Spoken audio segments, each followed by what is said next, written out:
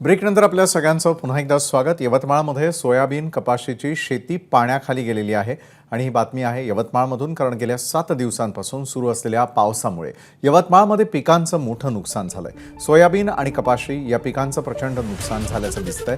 दरम्यान इथं पिकावरती कीड पडण्याचा धोका निर्माण झालाय। दरम्यान आतापर्यंत 1500 हेक्टरवरील पिकाचं नुकसान झालेलं आहे।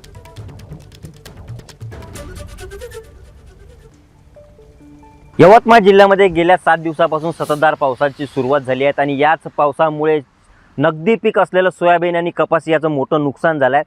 ज्या भागात पाऊस झाला या भागात जर आपण पाहिलं तर सोयाबीन पूर्णतः पाण्याखालता आलेलं आहे आणि आता हे पीक पिवळे पडण्याच्या मार्गावरती आहे। नगदी पीक आहे, 3 महिन्यात हे पीक शेतकऱ्यांच्या हाती येतं, मात्र झालेल्या पावसामुळे या ठिकाणी जर पाहिलं तर संपूर्ण पीक हे पिवळे पडण्याच्या मार्गावर जवळपास जर पाहिलं ते पीक पूर्ण पाण्यामध्ये आहे आणि अशीच परिस्थिती यवतमाळच्या राळेगाव, बाबुळगाव, कळंब, येराबाळा अशा या संपूर्ण परिसरामध्ये आहे। हातातोंडाशी आलेला घास मागच्या वर्षी अतिवृष्टीने हिरावून नेला होता।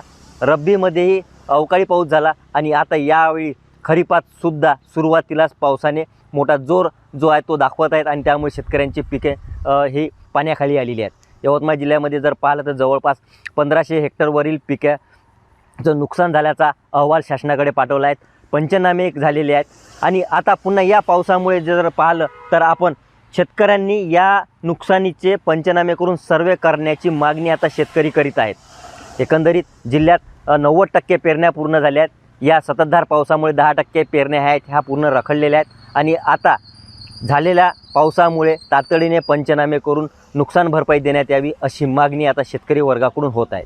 निलेश फाळके, एबीपी माझा, येराबाळा। एबीपी माझा, उघडा डोळे बघा नीट।